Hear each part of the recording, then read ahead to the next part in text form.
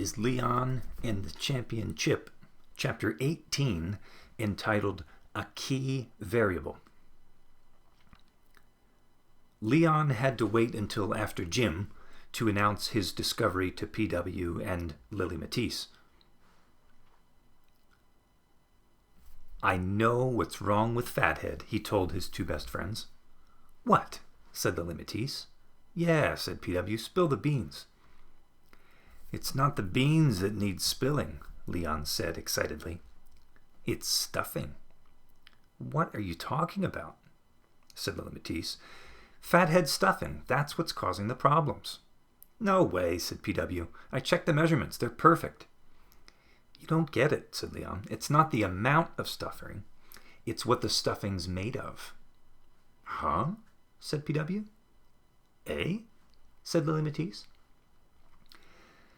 "It's simple," said Leon. "Spitting images need more than special spit. They need special stuffing, too. Think about it. If the Hag doll used Miss Hagmeyer's pantyhose, it only makes sense that Fathead has to be stuffed with something that comes from Lumpkin," Lily Matisse exclaimed. "Yup," said Leon. "We've been total morons," said PW. "How'd you figure it out?" "That's the funny thing," said Leon. "Lumpkin told me." "Lumpkin?" said PW. Leon nodded.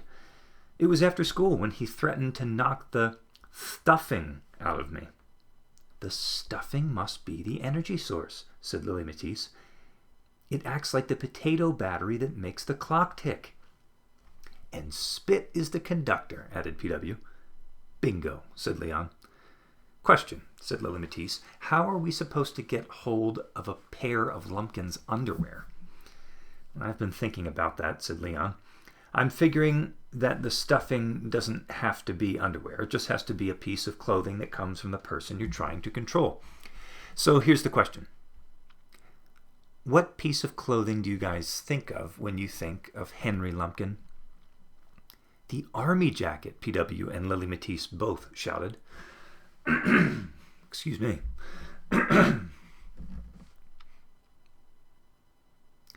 "Jinx," they both shouted again. "Exactly," said Leon. "If we get our hands on his jacket, we'll be all set." "And how are we going to do that?" said Lily Matisse. "We could steal it," PW suggested. "We stole the coach's spit when we needed it last year."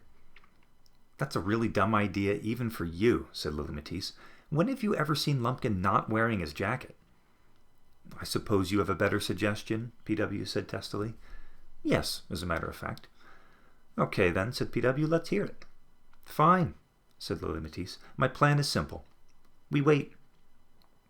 After all, the jacket is already super tight on him. Eventually, he'll need to shed it like a snake sheds its skin."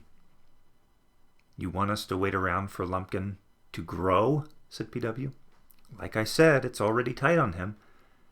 "And how are we going to get the skin once he sheds it?" PW demanded. "You think he's going to leave his jacket behind for us to pick up?" "Guys," Leon interjected, "can we be practical about this? We can't go stealing Lumpkin's army jacket, and we can't wait for him to grow out of it either."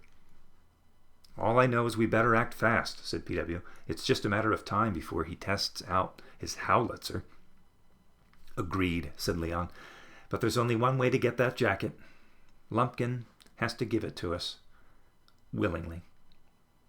"He'll never do that," said PW. "Not in a gazillion years." "He will if we have something he wants even more than the jacket," said Leon. "You mean a swap?" said PW. "Yup." "What do we have that Lumpkin would want?" asked Lily Matisse. "That's the part I haven't figured out," Leon admitted. "We have to figure out what Lumpkin is into." Let's see." PW began counting his fingers. "There's military stuff.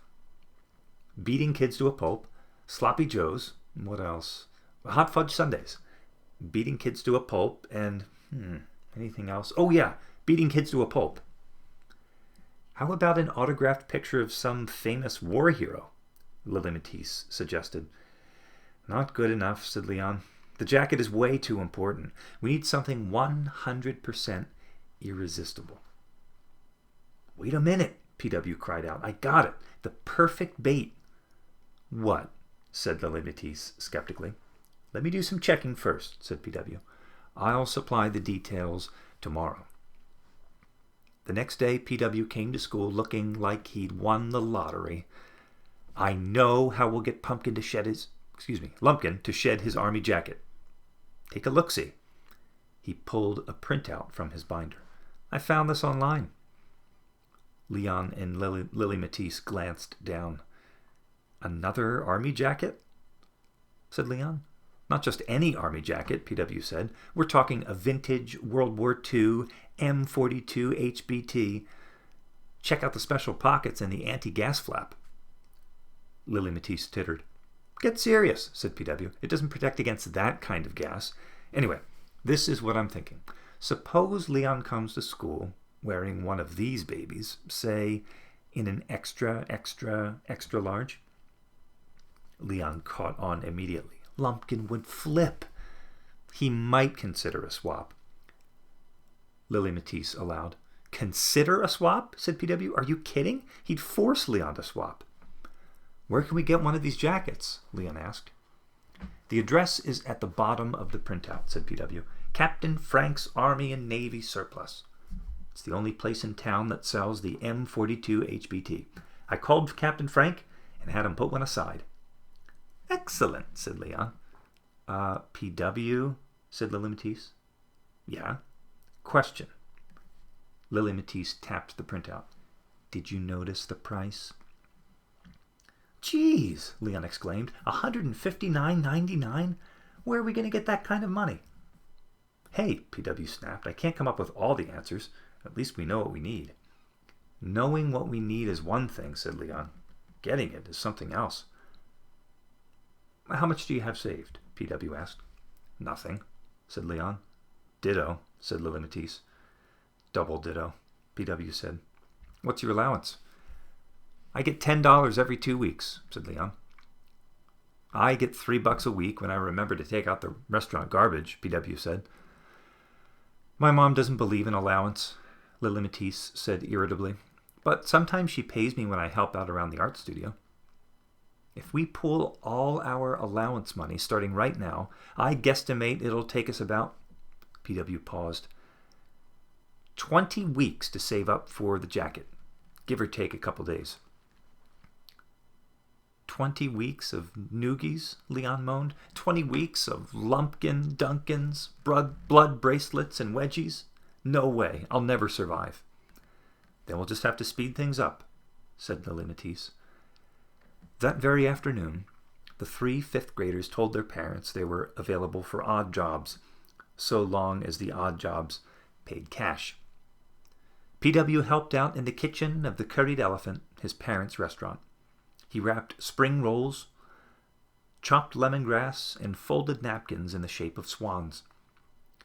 Lily Matisse did her part by cleaning up around the school art studio. She scraped clay off the pottery wheel, washed brushes, and reorganized the crayon cart. Leon's odd jobs were the oddest of all. He restocked the diaper shelf, fed the piranhas in 302, and took Rambo out for his daily constitutional, but only on a sturdy, short leash. And when their parents asked them why they needed the extra pocket money, the 3 fifth graders stuck to the same brief but satisfactory story. It's for an after-school science project.